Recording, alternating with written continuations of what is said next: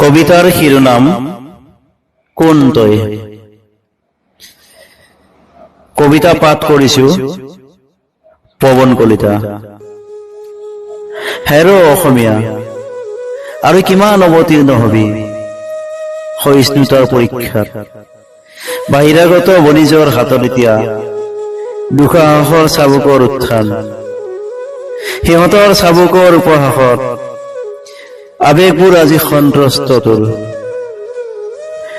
আপোন ঘৰতে বেঘৰ আজি তোৰ ভিতৰৰ অসমীয়া পাহুৱাল মন্ত্ৰী। এদিনৰ কাৰণে আবেগবোৰ উঠলি উঠে তোৰ, হ'বনে কিবা লাভালাভ? শিথিল হল দেখোন আজি তোৰ কঁকালৰ টঙালিৰ বান। ক'ত হেৰুৱালি আজি তই কৰ্ম উদ্যমৰ আঙুঠিটো?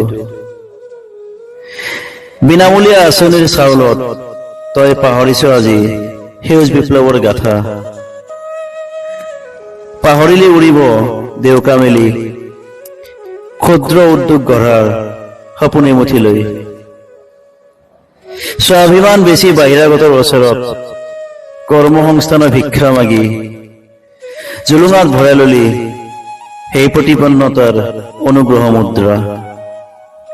সিহঁতৰ উচ্চ কম্পনৰ নিৰ্দেশনাত সঘনাই নিৰ্যাতিত হয় তোৰ আবেগ। কোন তই চিনি ল নিজক, মহাবীৰ লাচিতৰ সেনানী তই। আগবাঢ়ি আহ কৰ্মৰ ৰণক্ষেত্ৰলৈ, কৰ্ম উদ্যমৰ হেংদানখন লৈ।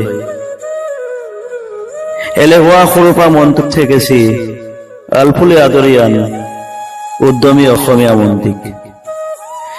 পথাৰত উঠক আকৌ কৰ্ম বিপ্লৱৰ ঢৌ, সৃষ্টি হওক ক্ষুদ্ৰ উদ্যোগৰ নৱজাগৰণ।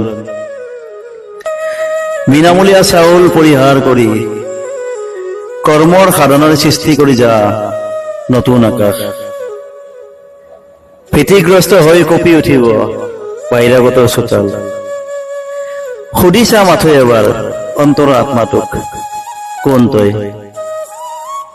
ধন্যবাদ।